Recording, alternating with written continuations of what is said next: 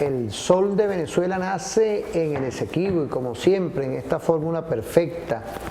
Vimos ahorita al equipo Tex-Jex que en el estado Carabobo volvió a hacer historia.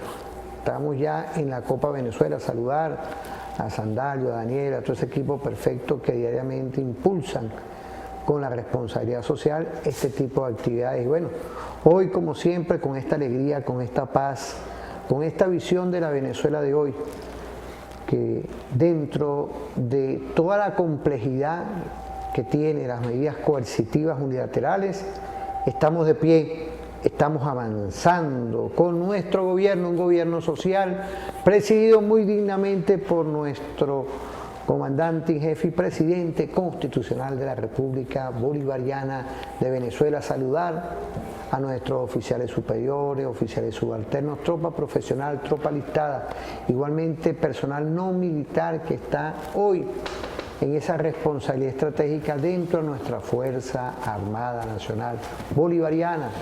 Saludar a nuestros médicos, igualmente a todo el sistema de seguridad que continúa victoriosamente ganando espacios. Es así, los sistemas de inteligencia y contrainteligencia, saludarlos a todas y todos porque están trabajando, inclusive al Poder Ciudadano, a nuestro fiscal general de la República, profesor y poeta Tarek William Sá, nuestro defensor del pueblo, profesor Alfredo Ruiz. Y bueno, volviendo hoy a toda esta dinámica, no podía faltar que referente informativo no nos despeguemos del tema energético. Hoy tenemos al profesor analista petrolero David Paravicini. Profesor, bienvenido. Y en esta visión holística, ¿qué es energía hoy? La complejidad que continúa la guerra, la OTAN contra la Federación Rusa, pero también los grandes capitales. Ahí hay como una confrontación. Cuando uno habla de energía, amiga, amigo, no es el petróleo nada más, es todo lo que hoy está inmerso dentro de lo que es el desarrollo, la producción. ¿Qué podemos decir de todo esto? Bienvenido, profesor. Bueno, gracias por la invitación. Sí, por supuesto que el tema energético es la cotidianidad. Creo que en los últimos 200 años, 150 años, el tema energético como tal se ha convertido pues, en un elemento fundamental de la vida y de la economía. Es decir, el control o el dominio de los sectores que en el área energética se convirtieron en los amos del mundo. En los últimos 100 años se produjo una transformación importante de lo que es la composición del capital y la composición dentro de las estructuras de Estado. El tema del control de la energía se hizo el hecho fundamental político, hablando de la política como la imposición de los intereses del sector dominante. Esto tiene sus inicios, podríamos encontrarle sus fuentes o raíces, podemos encontrar hilos que nos llevan a la revolución industrial. Recordemos que el cambio tecnológico, o sea, no es que el carbón no existiera, pero el descubrimiento o el control de la energía en forma de vapor fue un señor llamado James Watt, 1700 y tanto, donde con la válvula, que ya al tener una forma de controlar el vapor contenido en las calderas, pudo hacer entonces una revolución energética. Es decir, el carbón entonces se convierte en la fuente de motora de toda una industria y se da un cambio gigantesco y se llama y es reconocida por todos como la revolución industrial. Es decir, este cambio tecnológico producido por esta invención, pues, que logró domeñar al gas, al vapor, tiene su símil en el año 1874,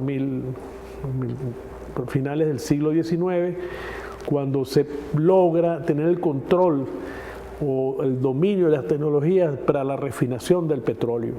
El petróleo existía, todavía hay referencia al petróleo de miles de años, pero se convierten en el elemento fundamental cuando su transformación, esa energía primaria, que la llamamos así, es posible entonces llevarla a ser de acceso, o sea, las energías secundarias o su utilización aguas abajo, es decir, ya como electricidad, como fuentes corrientes para resolver el problema de calefacción, de iluminación, etcétera. Además, en cantidades inconmensurables produce pues una revolución gigantesca y se ve pues además en las datas del impacto que tiene sobre la humanidad en su conjunto. En el año 1900 la población mundial era de 1.000 millones de habitantes. Es decir, estamos hablando de que en 3, 4.000, 5.000 años la población llegó a ser de 1.000 millones de habitantes.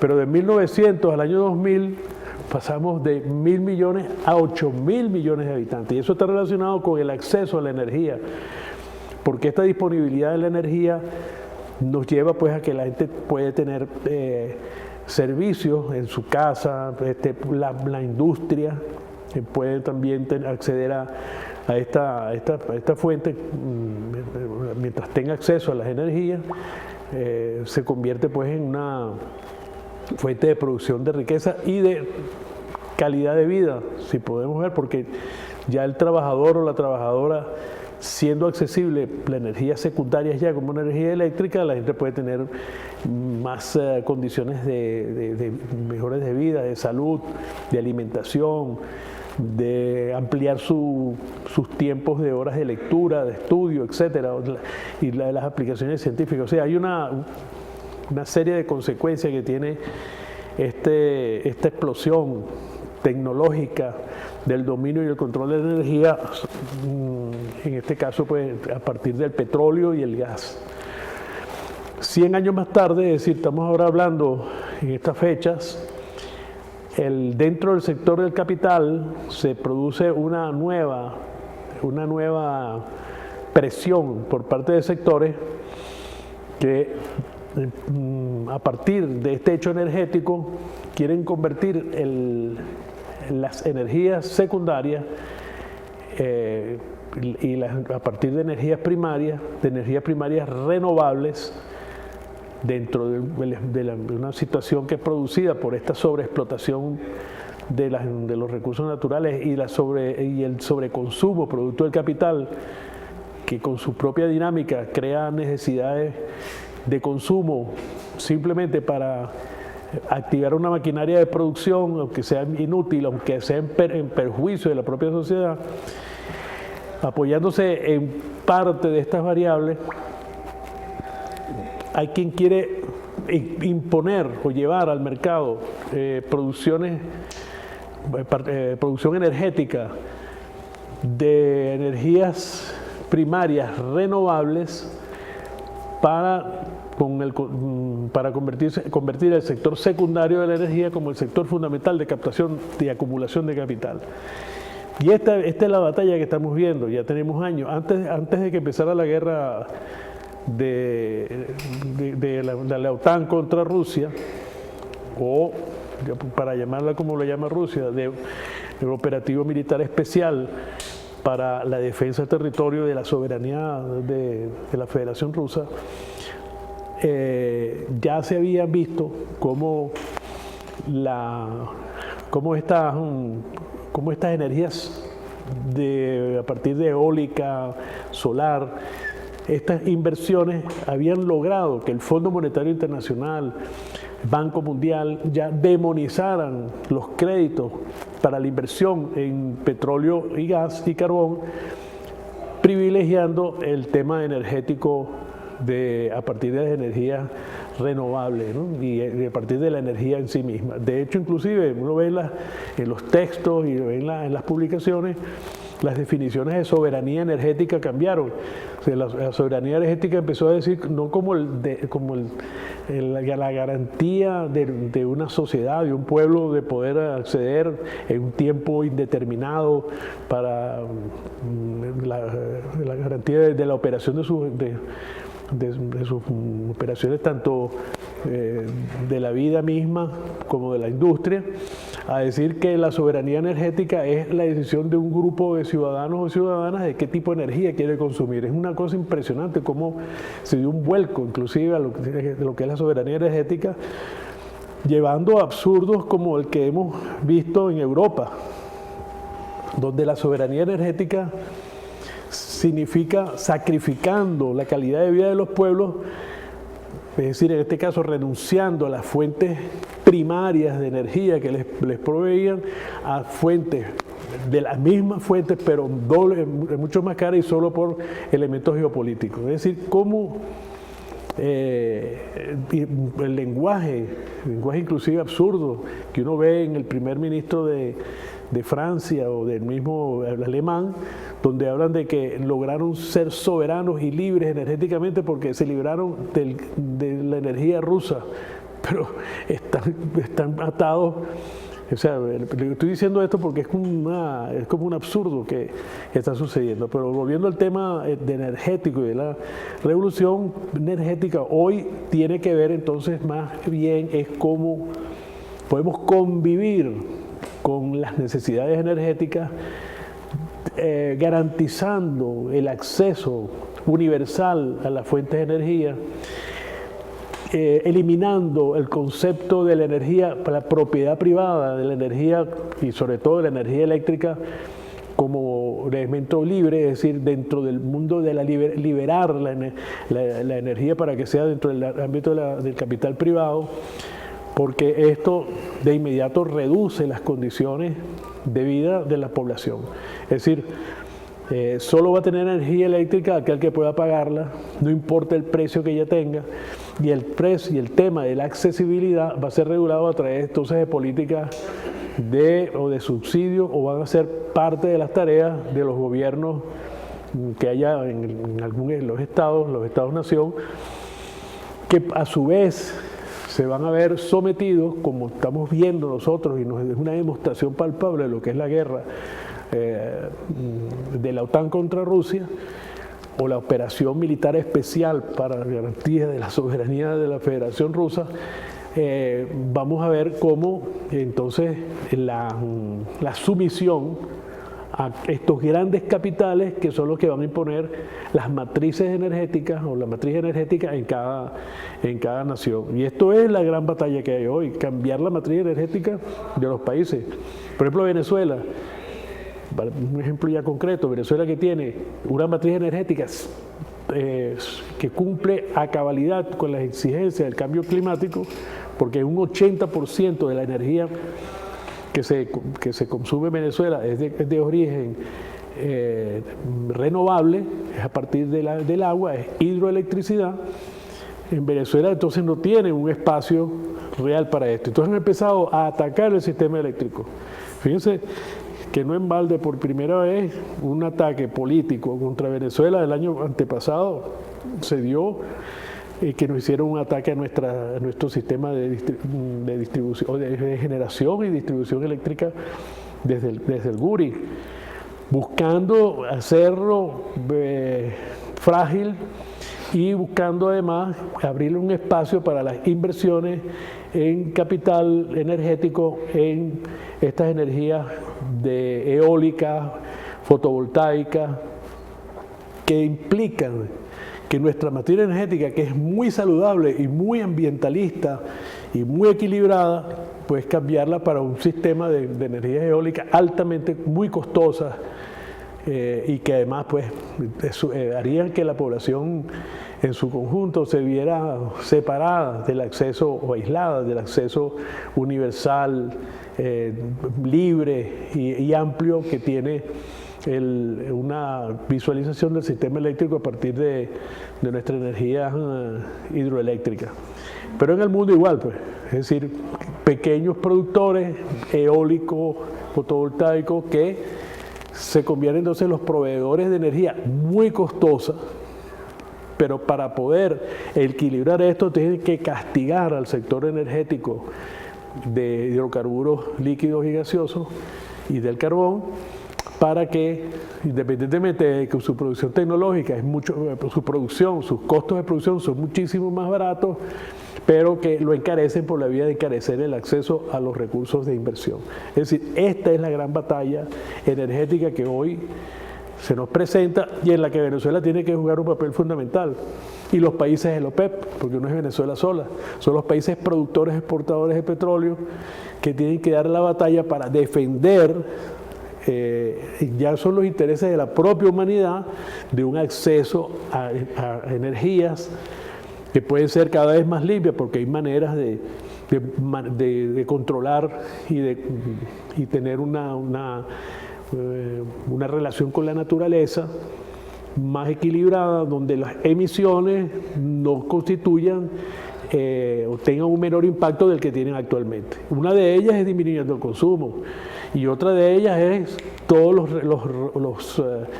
el producto de la combustión de petróleo o del gas, que se recogerlos y guardarlos y reutilizarlos como en otras funciones tecnológicas, como de hecho ya existen, no son cosas que estoy inventando yo aquí, pues, ¿no? Sí, fíjese, profesor, es decir, hay un conflicto bélico que la OTAN ha propiciado, eso es público y notorio, del 2014, con un golpe de Estado que se le dio y alteró toda la tranquilidad y la paz de la Federación Rusa. Pero también están, por lo que estamos viendo con nuestro profesor David Palavicini, los intereses de los grandes capitales, el conflicto de lo que es hoy la imposición de esos nuevos actores para traer energías alternativas. Fíjense todo esto que estamos hablando hoy y hay una gran cantidad de seres humanos que están hoy, a pesar de esos esfuerzos que están haciendo algunos gobiernos, pero la energía se encareció. El petróleo, el gas, todo esto se encareció y usted nos está hablando hoy que la OPEC, en esa búsqueda de lograr el acceso, yo creo que hoy, y es lo que queríamos, amiga, amigo, ver cómo está la geoenergía hoy incidiendo en la tranquilidad y también en lo que es la cotidianidad de los pueblos. Es decir, hoy vemos cómo dentro del contexto global la energía tiene un peso importante, profesor. Eso es definitivo, pero no solamente hoy. Mira, veamos nuestra propia experiencia, ¿no? O sea, Venezuela, que se mantuvo como aislada de la patria grande hasta que llegó el presidente Chávez.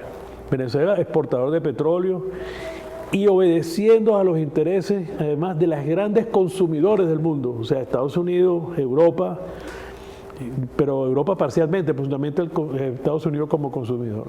Y no nos importaba, como el tema era darle petróleo a los grandes consumidores y seguir la lógica del gran consumidor, del gran hegemón.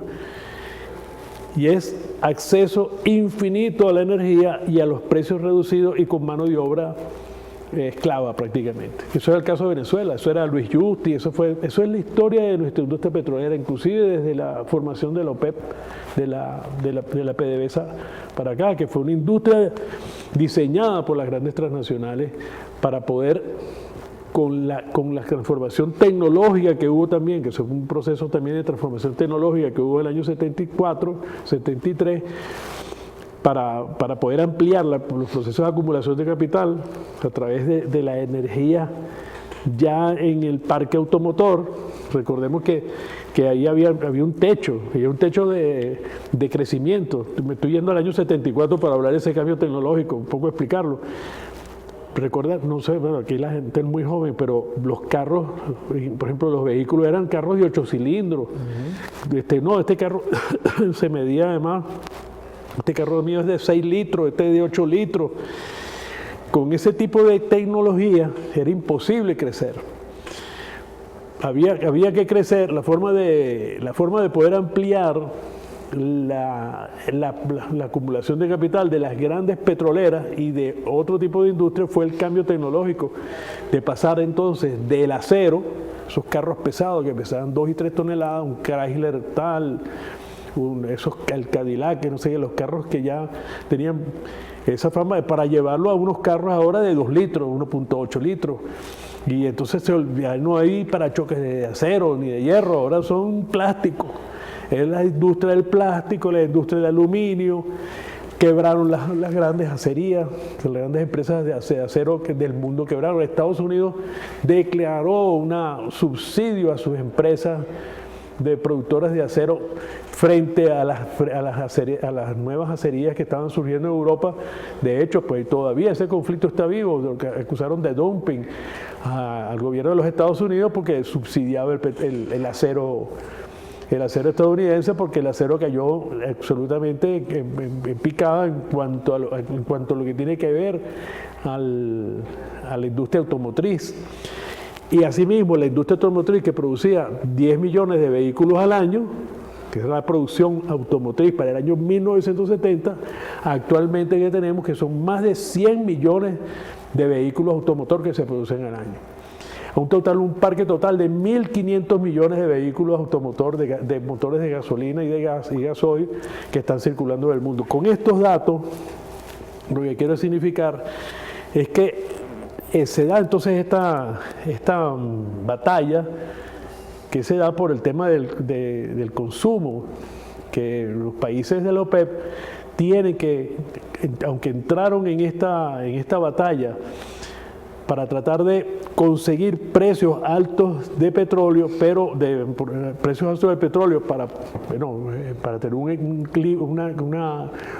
una relación de intercambio del petróleo como elemento fundamental de la energía mundial frente a la presión de las grandes transnacionales para bajar los precios del petróleo. Entonces recordemos que los precios del petróleo llegaron con la anuencia de la OPEP, de algunos países de la OPEP, Arabia Saudita y Venezuela, por cierto, que se sumaron a los intereses de los grandes consumidores para bajar los precios. Entonces vino esa tesis que hubo aquí en Venezuela durante un presidente de PDVSA que puso Carlos Andrés Pérez, un señor que era un fabricante de válvulas, Sosa Pietri, que lo pusieron de presidente de PDVSA, que decía que era preferible vender 20 millones de barriles a $1 que 2 millones de barriles a $20.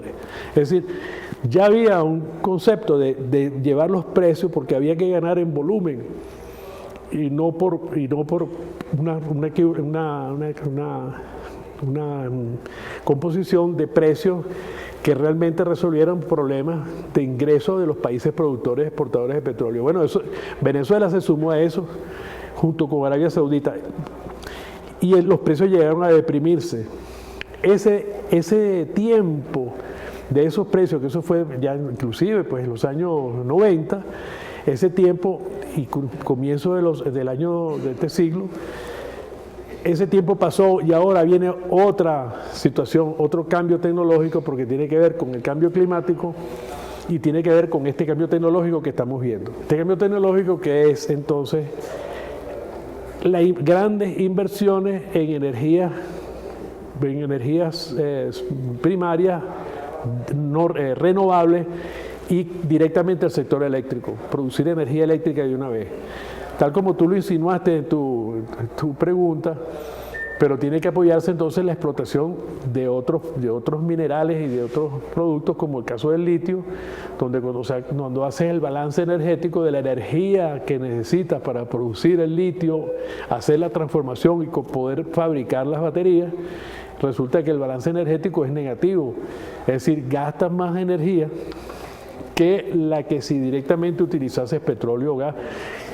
Y todo esto para tratar el imperialismo, los intereses del imperio, que lo que Estados Unidos fundamentalmente lo que quiere es tratar de dominar los mercados, por cualquiera que sea la vía, sea petróleo, gas, sea litio, sea batería, sea carro eléctrico, pero que pareciera también que esta batalla la tiene perdida, porque es una batalla tecnológica y en este caso, pues en el caso de los carros, de los vehículos, si estamos hablando de vehículos eléctricos, ya China le lleva una ventaja creo que insuperable a cualquiera de estos productores e inclusive en la producción de este tipo de baterías y como tal. Es una batalla compleja, te decía que, no terminé de decirte que el tema de la batalla fundamental es en la disminución del consumo que no hace falta, porque se crean necesidades de demanda energética que no se corresponden con una vida razonable y equilibrada con la naturaleza en sí misma. Entonces, que pudiera eso llevar, antes que empezara, digamos, a encarecer el producto y a marginar el acceso a la gente a una fuente, a un derecho universal que es la energía, que es tan importante como el agua hoy, en función de las ganancias pues, de un capital. Por el otro lado, te decía que aquí en Venezuela habíamos visto cómo esta experiencia de abrir el acceso a la energía, no bajándole los precios al producto, sino simplemente dándole crédito por el recibo, creó una situación de gran fortaleza de la América Latina y del Caribe, con el tema de Petrocaribe, Petrosur y Petroamérica, que lo que hizo fue el presidente Chávez y el presidente Maduro están pendientes de este tema, y ya lo ha mencionado un par de veces, de que el tema es abrir el acceso a la energía, no es regalándola, pero abriendo el crédito, porque en estos temas, estas grandes transnacionales venden es a crédito y por adelantado, no te dan crédito de nada. No, y estamos de verdad viendo cómo usted nos está dando una visión como analista energético y petrolero de cómo está hoy, tanto ayer y cómo ha pasado en todo este tiempo toda esta visión de la energía. Yo vamos a irnos a una pausa. Quiero saludar a Alcalar 402, Obeida 1411, Cristian Alejandro 2211, Eris Álvarez 5, Adrián Useche 05 y Díaz Ruiz 9001. Pero yo quería volver, porque usted fue constituyente y se generó dentro de todo este contexto de la constituyente el tema de la paz, que se logró retomar la paz, que era estratégica, pero también quedaron temas como la clase trabajadora, la clase obrera, en las diferentes áreas estratégicas del Estado con los consejos productivos de trabajadores. Es decir, aterrizar en la Venezuela de hoy, una Venezuela que tiene unas medidas coercitivas unilaterales, y estamos hoy con nuestro gobierno social, con un gobierno que hoy busca salir y vivir en lo que es hoy retos en contra de las medidas coercitivas unilaterales. Y una es el papel de la clase trabajadora, los consejos productivos de trabajadores. Vamos a irnos a una pausa y volvemos.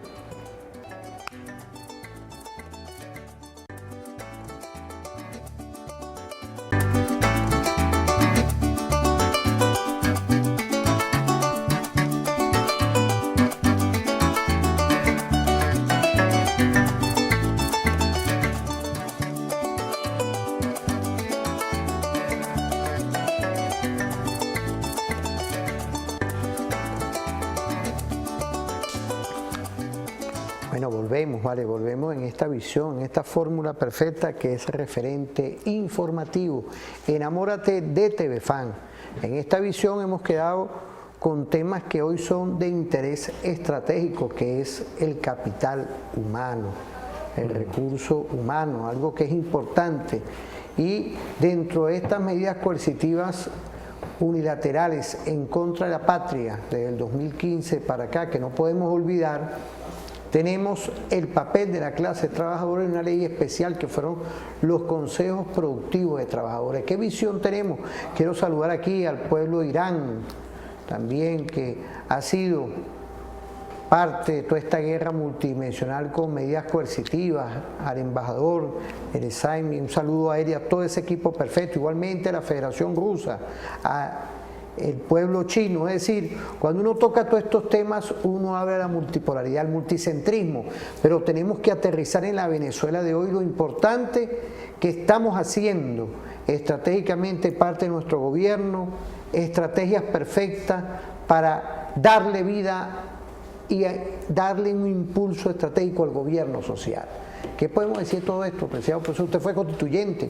Sí, es muy importante el tema, sobre todo el tema iraní, que los iraníes La revolución iraní fue en el año 79, que fue que el Shah Reza Pahlavi, fue el rey Reza Pahlavi, el Shah, que era de Persia, fue destituido por el movimiento islámico de Jomeini. Y son 44 años ya en este proceso de una guerra, como comentábamos antes, una guerra de 10 años que provocó Estados Unidos, que financió a Irak. O sea, fíjense usted, una guerra de dos países hermanos por la religión, uno árabe y el otro persa, pero hermanos en el Islam, miembros de la OPEP, y sin embargo, vimos con asombro cómo se prestó Irak para una guerra de este tipo, de 10 años, y después terminaron, un poco sirve para aquellos que se entregan a disposición del imperialismo estadounidense, que eso no tiene compasión con nada, pues así como utilizaron a Saddam Hussein para esto, después lo asesinaron de manera criminal. Pero efectivamente, mira, el tema petrolero entran tres componentes mundialmente en el mundo entero. Uno, entra el dueño del recurso. Antes, que no había petróleo, esto se analizaba era con la tierra, porque la fuerza, el acceso principal, o sea, la fuente principal es la tierra, la fuente principal de creación de bienes y de riqueza, pues la tierra, la producción agrícola, y si no, pues después se convirtió en bien inmobiliario, o esto. Es decir, el dueño del bien entra el proceso, el otro que entra en el proceso es el capital, como tal, la inversión en sí misma, para que agiliza los procesos, concentra con la inversión del capital, concentra mano de obra acumulada, trabajo, riqueza acumulada en forma de capital, y el otro que entra es el factor fundamental, que es el que crea la riqueza con el trabajo. Es decir, eso lo explicaba Marx de una manera muy sencilla, y otros teóricos para explicar el papel fundamental que juega el trabajo, y es que usted pone ahí un saco de dinero, todo el dinero que usted quiera, oro inclusive, y pone al otro lado la extensión de tierra que usted quiera y lo deja allí. ¿Cuánta producción va a obtener? ¿Cuándo va a salir la producción de tierra? ¿O cuándo las máquinas se van a encender? ¿O cómo se va a...? Es decir, el trabajo es el capital más esos bienes que están allí, es el trabajador el que produce esa riqueza. Esos tres componentes del petróleo aquí en Venezuela son el Estado venezolano, que representa la propiedad. Eso está en nuestra Constitución desde el año 1829, la Constitución de Cúcuta. Se establece, el libertador Simón Bolívar establece, pues ya con la tradición del punto de vista que nos viene ya de la España, de la antigua España, donde la propiedad de los bienes del subsuelo pertenecen a la república, era el rey, y en el caso pues ahora de que es una república, los bienes del subsuelo pertenecen a la república. Entra el capital, que en este caso fue el capital, hasta el año 1975 fue el capital extranjero, era la inversión de capital que actúa por la ganancia, y por otro lado pues entra el trabajo que produce la riqueza, que entra por el salario. Esa es la combinación que en Venezuela hasta el año 73 el dueño estaba, el papel lo representaba el gobierno nacional con el Ministerio de Energía y Minas, de Minas y Hidrocarburos en aquella época.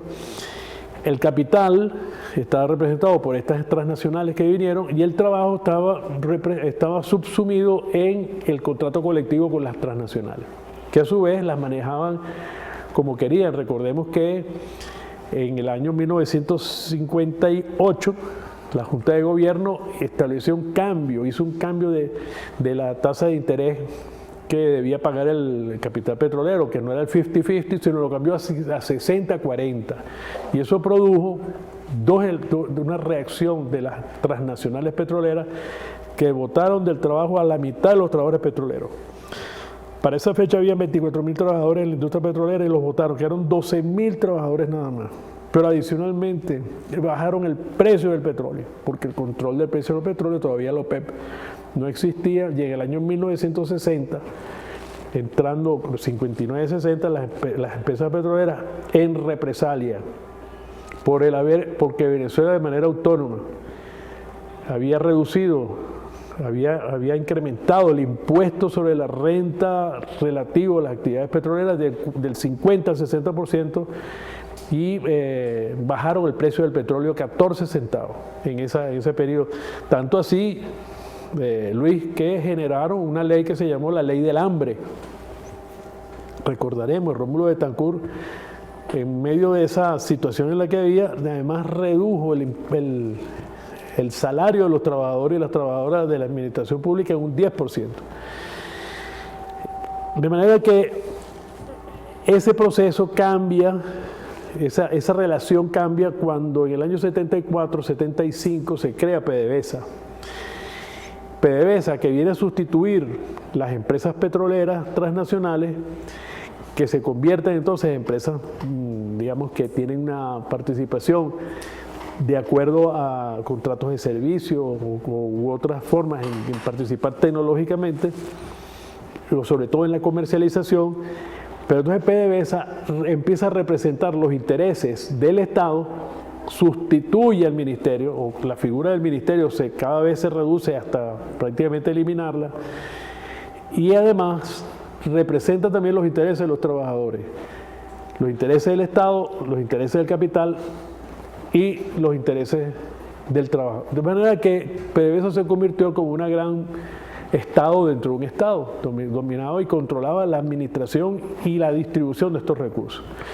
Pero como la empresa petrolera depende tecnológicamente para sus operaciones de estas tecnologías que vienen de estos países, pero además los mercados están bajo el control y el dominio de estas grandes transnacionales, PDVSA se convirtió en un agente de estas transnacionales y en contra del país. Y esto fue lo que se desarrolló durante todo este tiempo. Con la llegada del presidente Chávez, la primera disposición o el primer propósito que anuncia el presidente Chávez es tratar de conseguir un equilibrio, un dominio de Venezuela sobre sus recursos naturales. Y comienza la batalla que produce pues el golpe de Estado y el paro petrolero. Es decir, esa batalla por el control y el dominio del ejercicio de la soberanía sobre los recursos naturales produce este enfrentamiento que lo libera, lo resuelve el pueblo venezolano con la liberación del presidente. Los hechos que recordamos el año 2002, pero esa batalla continúa. Y entonces quedó un representante ahí de esas transnacionales que fue, en primer lugar, Rafael Ramírez, como primer agente de intercambio entre las transnacionales y los intereses nacionales. Una vez fallecido el presidente Chávez, Ramírez saca entonces pues toda su verdadera esencia y pues trata ya de entregar por completo el país a los intereses transnacionales. PDVSA mantiene ese control y ese dominio sobre los tres factores, sobre el bien, sobre el capital y sobre los trabajadores en sí mismos. La única fórmula de poder cambiar esto, y que la identifica perfectamente el presidente Nicolás Maduro, es buscando una fuerza dentro de la sociedad capaz de ser el agente, ser el sujeto, como se dice en el lenguaje sociológico, el sujeto de transformación de la sociedad. Que no sea el capital, porque el capital lo va a representar efectivamente las grandes transnacionales petroleras, que no sea el dueño del petróleo, porque la burocracia y la tecnoburocracia están totalmente entregadas por condicionamientos psicológicos, condicionamientos culturales a los intereses de las transnacionales, y ese factor que puede ser independiente, que puede producir esa transformación, es la clase obrera, es el trabajador mismo organizado, movilizado y consciente en formas de organización, que ya no la sindical, sino formas de organización para la producción, para ocupar el territorio nacional y dirigir el proceso productivo como tal. Eso no quiere decir de la desaparición del capital, ni quiere decir la desaparición del propietario de los bienes de la naturaleza, que es la República, sino solo es que el papel protagónico, la dirección del proceso productivo está en manos de los trabajadores. Es el trabajo el que remunera ahora el capital, el que remunera la riqueza o distribuye la riqueza producida al propietario de la República, y a su vez, por supuesto, atiende las necesidades reales de los trabajadores y las trabajadoras de esta producción. Esto no es solamente para la industria petrolera, solo que en Venezuela el predominio de la preeminencia de la actividad petrolera está marcada, está determinada también por factores históricos irrenunciables, o digamos que no tienen soluciones, o tiene que ser visto cualquier modificación en ellos a través de procesos en el tiempo importante. Tal es esta importancia entonces que el presidente Nicolás Maduro en el año 2016 crea e impulsa el tema de los consejos productivos de trabajadores y trabajadoras, fundamentalmente para 3 áreas en las que estamos siendo sumamente afectados a partir del año 2015, que comenzó un ataque brutal contra Venezuela, como tú decías, tanto las medidas coercitivas unilaterales que nos aplicaron, pero ya de antes, que había empezado el sector privado nacional, había comenzado ya a presionarnos con la desaparición del mercado de las medicinas, de los alimentos, de los implementos, de los útiles, acceso a los artículos del hogar, como el caso pues de artículos de limpieza o de cosméticos o de la farmacia. De manera que el presidente, aunque abre un espacio casi para 15 sectores, decreta pues que los consejos productivos de trabajadores fundamentalmente en estas áreas, de manera que los trabajadores asumiesen los procesos productivos, sobre todo porque hubo empresas y capitales que se fueron del país. Cerraron las plantas o los dueños se fueron y dejaron a los trabajadores allí sin ningún tipo de control. Eso fue un hecho que vivimos en Venezuela ese año 2015, 2016, que la crisis pues ya no era el tema del ingreso, sino es que no había mercado, no había producto. En el año 2017 se agrava la situación, sobre todo en el tema energético. En 2018 ya de la manera definitiva comienzan las medidas coercitivas y se anuncia de manera directa que el ataque contra Venezuela está ya no solamente de medidas coercitivas, sino un ataque político, de guerra, destruir PDVSA, tal como lo dijo un ex embajador de Estados Unidos en Venezuela, destruir esta industria y hacer sufrir a los venezolanos cortándole de cuajo pues todo lo que era la fuente de ingresos para el país. Y de ahí, en el año 2020, entonces el presidente, ya por supuesto en otras industrias, ya los trabajadores empezaron a organizarse sus consejos productivos de trabajadores y trabajadoras, cuyo objeto es asumir el proceso productivo en su conjunto, incluido la relación con el capital. Invitar al capital para su inversión y arreglar entre capital y trabajo la remuneración al capital y no de la forma inversa. Es un cambio fundamental, revolucionario mundial. Solamente esa experiencia, solamente la conozco aquí. No conozco que en otros sitios se esté trabajando en eso. En el año 2020 el presidente crea en PDVSA, el Estado Mayor Petrolero, el Estado Mayor de los Consejos Productivos de Trabajadores y Trabajadoras de la Industria Petrolera, con esta responsabilidad, asumir no solamente la producción, sino además la defensa de la actividad productiva. Y esto incorpora entonces elementos de la formación de trabajadores y trabajadoras, de la milicia, que se empieza a organizar ya no solamente como elemento de defensa nacional, sino la defensa del tema del área de producción y asimismo en las industrias básicas. Este es el proceso que se está dando. Y es lo que puede abrir una perspectiva, una real perspectiva de superar una paradoja que diría que la forma en que el país se recupera es que volvamos otra vez a los mercados y a las formas de producción a través de dominio del capital sobre el trabajo y sobre la tecnocracia y la burocracia, que ya hemos visto que ha fracasado, no solamente aquí en Venezuela, sino en el mundo. El ejemplo que nos inspira o que nos llama es al ejemplo como los iraníes han podido resolver el tema de su producción y de su actividad petrolera, refinadora y en general mundial, pero tenemos unas diferencias en el tema de que nuestra organización social, nuestras formas de, nuestras estructuras culturales, pues nos llevan a que, digamos, esas prácticas podemos verlas con atención, sobre todo las partes tecnológicas, la parte de reingeniería, cómo superar la falta de acceso a las tecnologías que tenemos. Aquí en Venezuela tenemos tiempo también haciendo eso, o sea, nosotros en INTEVEP tenemos un capital gigantesco, de fuente de generación de nuevas invenciones, de innovaciones, que están allí engavetadas, que no han podido salir justamente porque todavía hay un dominio, un predominio dentro de la propia PDVSA como tal de la imposibilidad de que estas innovaciones producto del trabajo de investigadores nuestros y científicos nuestros que están en INTEVEP hayan podido tener aplicaciones tecnológicas.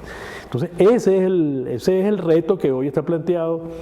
El presidente Nicolás Maduro es una persona que no ve esto solo desde el punto de vista teórico, que la teoría es importante, porque si la base teórica, pues sin teoría revolucionaria no vamos a tener revolución, pero además como un hombre de la praxis, es decir, como trabajador que es, como presidente obrero que es, entiende que esa capacidad transformadora que tiene la clase obrera está mientras encapsule dentro del contrato colectivo de que su remuneración y su actividad esté determinada por el patrono que se hace dueño del trabajo, liberarla y crear un espacio para que esa clase obrera, organizada con su Consejo Productivo de Trabajadores, libere toda esa energía de crear riqueza, de producir los bienes de existencia material, la existencia como tal, pero también de la existencia espiritual del trabajador, que la puede resolver pues en esa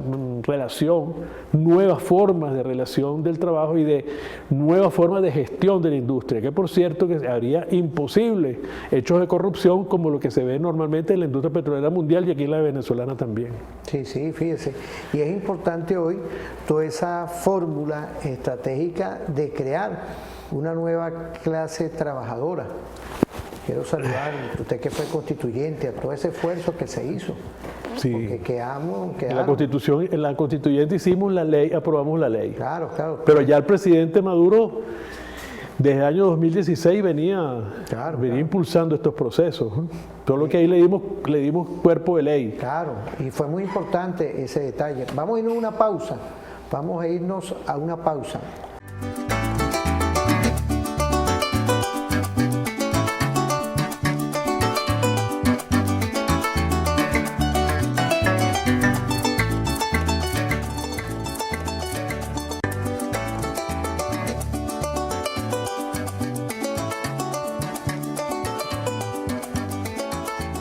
Volvemos, vale, quiero saludar a la Guayana de hoy, a la CBG, igualmente al CASA, toda esa familia que está hoy trabajando. Dentro de todo esto está la clase trabajadora. Profesor, hay una estrategia, un método que es el encadenamiento productivo, igualmente a los trabajadores de PDVSA, la clase obrera, porque tenemos que ver hoy ante las medidas coercitivas unilaterales lo que se ha hecho con inventiva desde el profesionalismo de cada trabajadora y trabajador en sus áreas.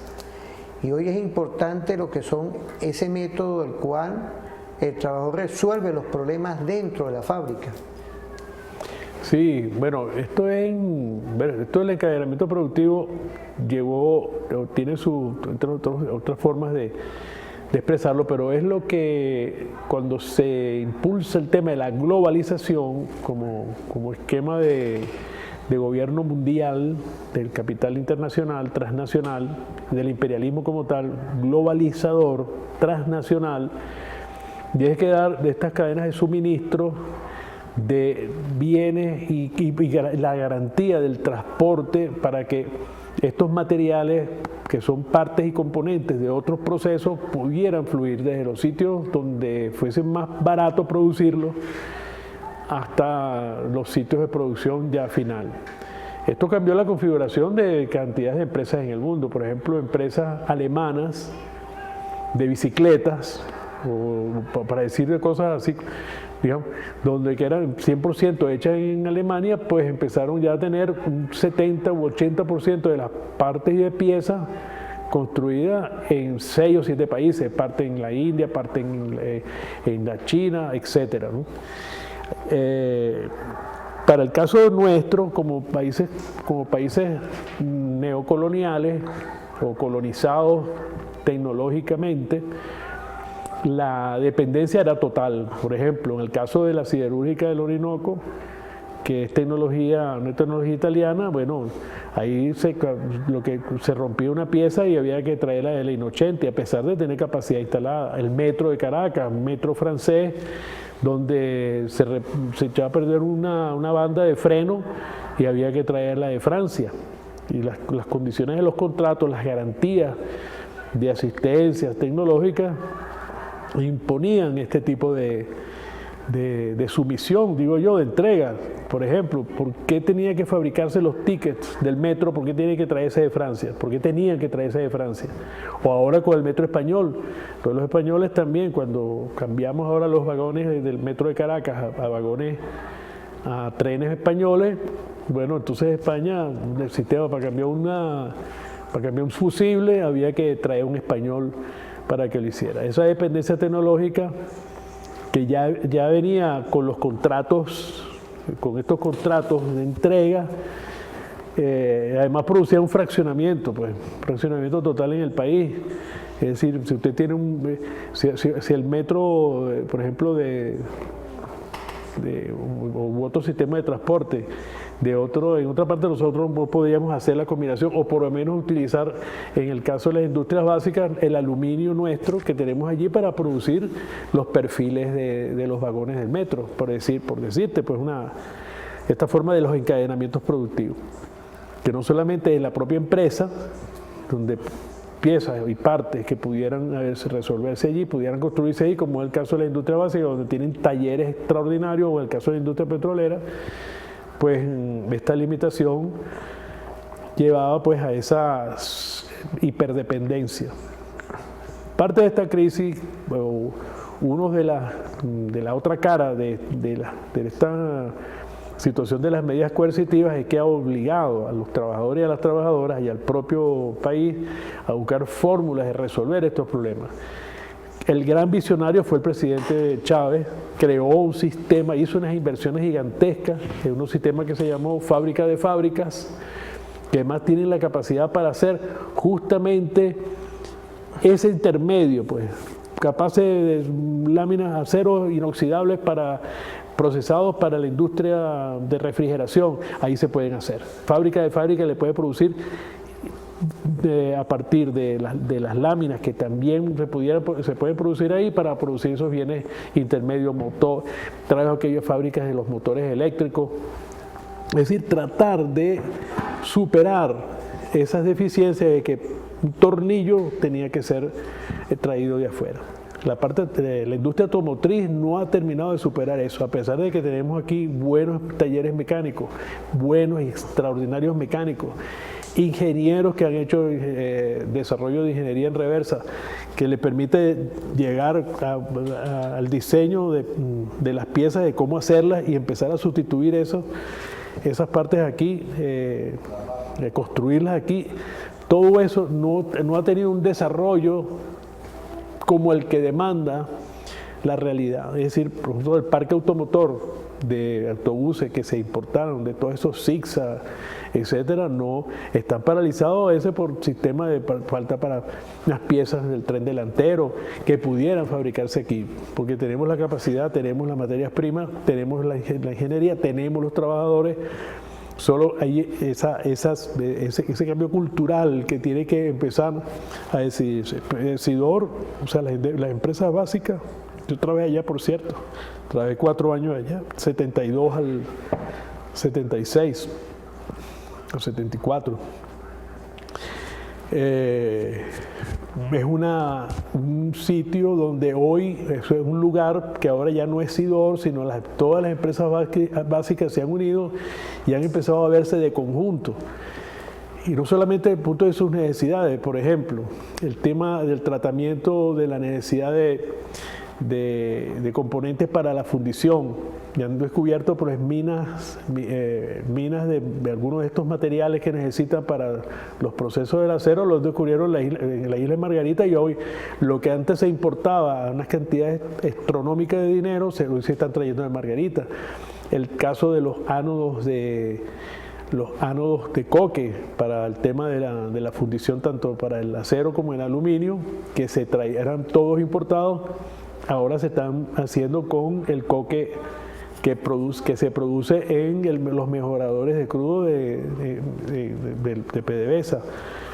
Es decir, que se ha ido dando un proceso que en la medida que los trabajadores además asumen los procesos productivos, que lo asumen con integralidad. Por eso te digo que es la diferencia entre una industria que la conduzca una empresa capitalista, el capital, que su obsesión es la ganancia, porque van a esos procesos, es por negocio, mientras que el trabajador o la trabajadora o la clase obrera se acerca al proceso es por la creación de la riqueza, y en eso entonces entra en equilibrio con la naturaleza, con los trabajadores y las trabajadoras, con el entorno de donde vive, porque ese trabajador sale de esa fábrica donde además a lo mejor vive con condiciones extraordinarias, pero entonces llega al barrio y no hay agua, o las calles están rotas, o los sistemas de la seguridad no funcionan, entonces lo atracan cuando está llegando a su casa.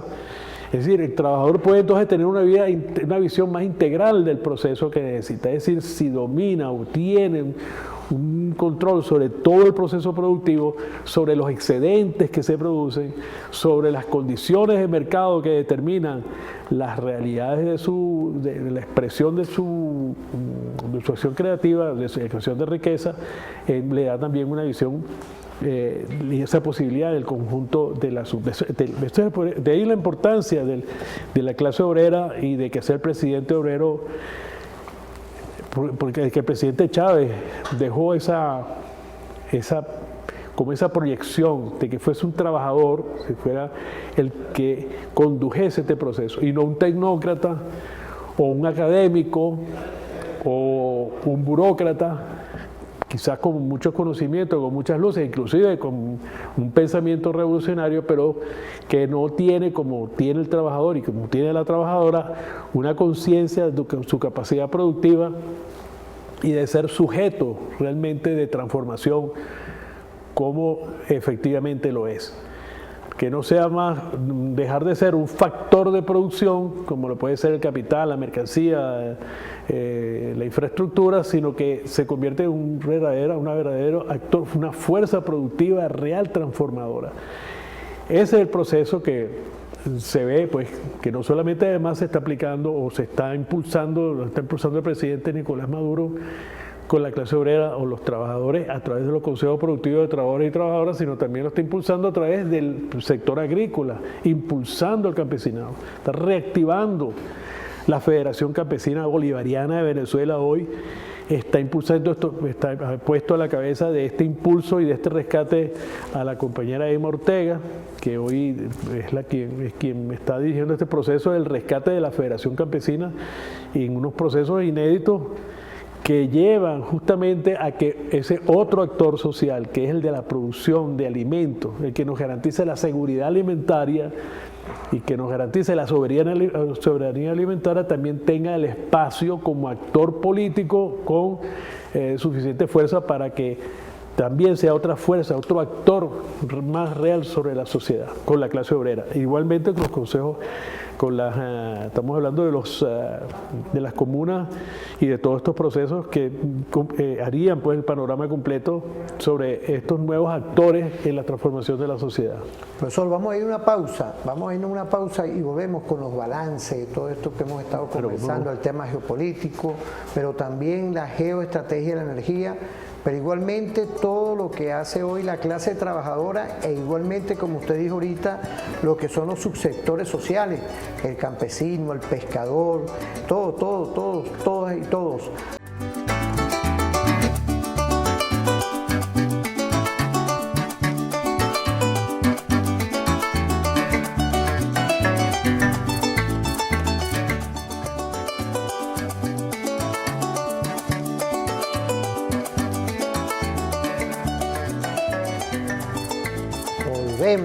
Volvemos hoy en referente informativo con los balances, muchos mensajes positivos para nuestro gobierno, para nuestro presidente Nicolás Maduro Moro, la militancia, mano dura, así es que es contra la corrupción. Un saludo a nuestro presidente Nicolás Maduro Moro, a nuestro partido, ¿vale?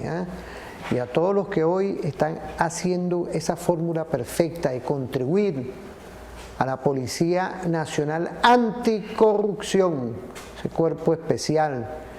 No podía faltar con la ética que siempre nos mueve en referente informativo, desde aquí con la responsabilidad que tenemos ante el país de darle a quien honor se merece, cumpliendo, por supuesto, ya nuestro fiscal general sacó un comunicado, ya las fiscalías superiores están ya ejerciendo constitucionalmente con el debido proceso, el respeto a los derechos humanos, todo este tipo de acciones que ejerce nuestro gobierno.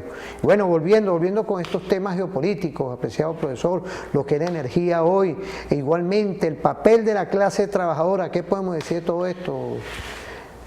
¿Es el legado de Chávez? Mira, no, pero yo creo que así como una especie capitulando, ¿no?, de las cosas que hemos conversado. Una principal es tener la certeza, y bueno, que no la tenga es bueno, porque tenga dudas, para que investigue, para que lo corrobore, de que el mundo en general, la humanidad en general, necesitamos apoyarnos sobre todas las fuentes energéticas posibles.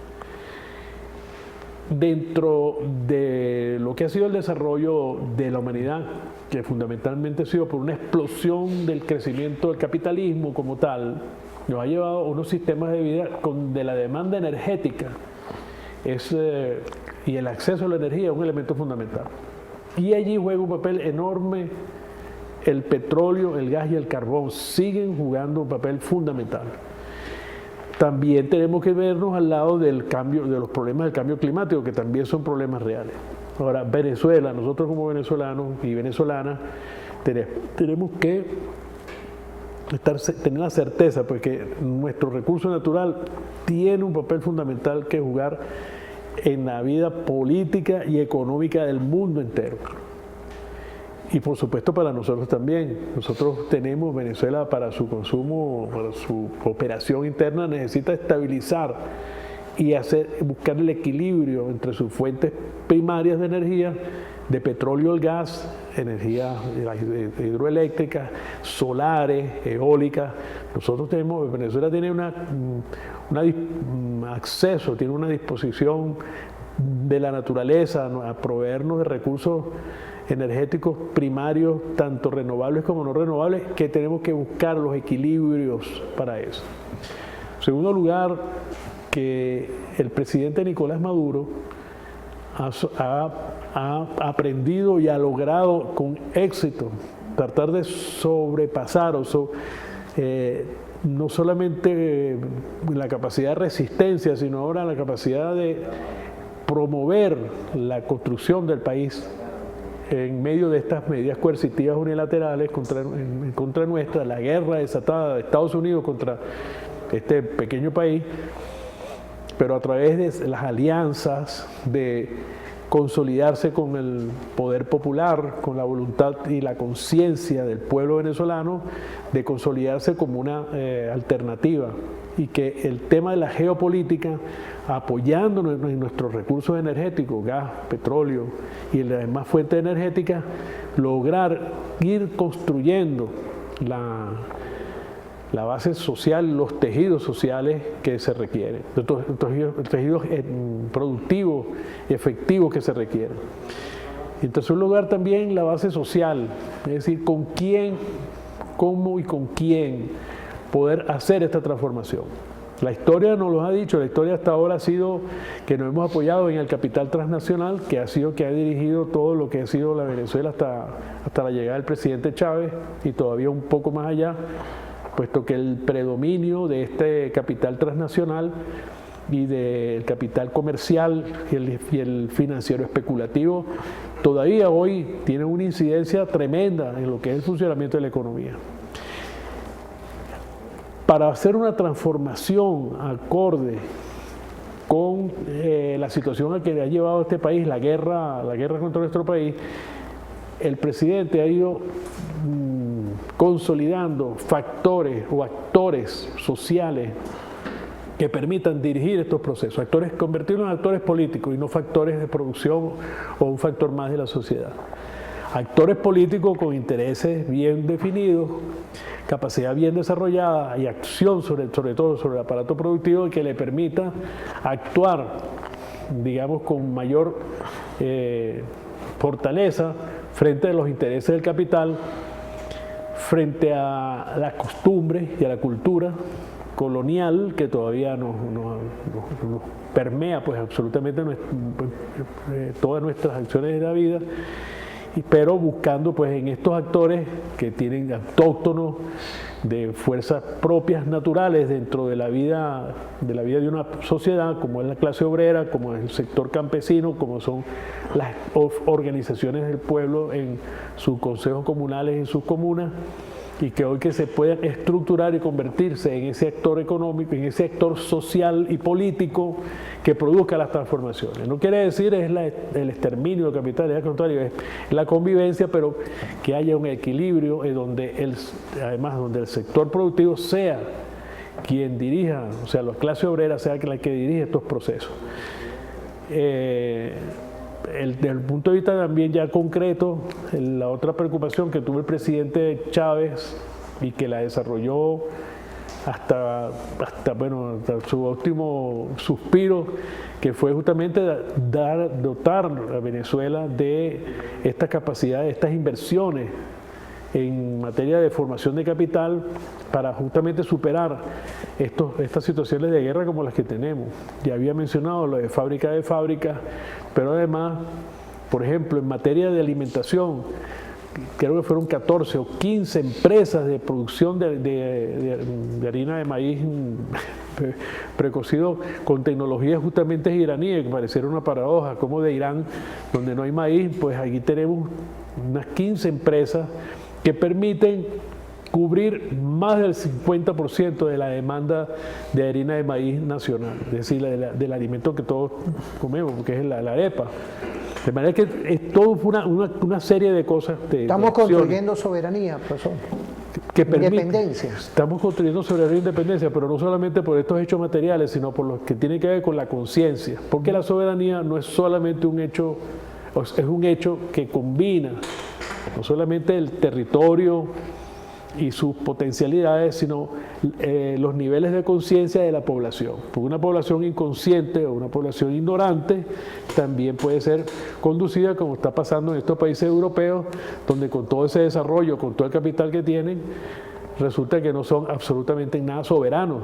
Están allí, desde los Estados Unidos le dan unas directrices, por más absurdas que sean, y las están cumpliendo. Se dan muestra de que no tienen ninguna soberanía ni sobre la energía, ni sobre absolutamente nada que tiene que ver con su vida social y económica. Fíjate, son cosas que hoy, me disculpa, profesor, vamos, Nico, vamos para adelante, ¿verdad? Porque fíjate, no ha sido fácil la medida coercitiva y ahora con todas estas decisiones que hay que seguir apoyando a nuestro presidente Nicolás Maduro Moros. Bueno, así mismo, pero tenemos también ese hecho inédito, que tenemos un presidente obrero, que no es porque uno diga porque está viendo el currículum del presidente, sino que el presidente mismo se reconoce como tal. En estos días hubo las elecciones en el metro de Caracas y el presidente personalmente felicitó pues al proceso electoral que hubo y al compañero trabajador que resultó electo, Edison Alvarado. pero asimismo está haciendo un seguimiento al detalle de estos procesos que se están dando dentro de los sectores de los trabajadores petroleros, de los sectores de las industrias básicas. Hace poco hubo un evento allá donde se hizo gala de todas estas innovaciones que están haciendo los trabajadores. Está impulsando, como dije, el sector campesino para que toda esa población que se ha ido sumando al tema de la producción agrícola tenga una institución a la que puedan recurrir, para que tengan fuerza política a la hora pues de que se discutan los intereses nacionales. Entonces yo creo que ese intento, vamos Nico, ¿cómo que dices tú? Vamos Nico. Vamos Nico, vamos, así que tomando decisiones y fortaleciendo la ética y la institucionalidad dentro de todo nuestro Estado-Nación. Quiero agradecerle al profesor David Paravicini toda esa visión de lo que es hoy la energía, pero también el papel de la clase trabajadora. Quiero agradecerte, ¿verdad? Bueno, invitado permanente. Todos estos temas, agradecido a usted, a su familia y a todas y todos en Referente Informativo por TVFAN. Enamórate de TVFAN. Quiero saludar a todas y todos, nuestro ministro del Poder Popular para la Defensa, mi general jefe Franil Paino López, a nuestro viceministro de Servicio, nuestro general Ferrer, pero también a Nicodemo Ramos, nuestro mayor general, quien es viceministro de Educación para la Defensa. Ahí le mandó saludos a nuestro mayor general rector de la UNEFA, Pascualino Angiolillo Fernández. Mucho gusto, presidente, y muchas gracias, Luis, por la invitación a tu programa. Te felicito además por la excelente programación. No, y estamos aquí agradecidos por su presencia, por sus estudios. Quiero saludar a Durán Centeno 4F, Winston Rojas 228, a todas y todos los que están activos por TVFAN. Que pasen un feliz día y nos vemos en otra oportunidad. Muchas gracias, profesor. Gracias, Luis.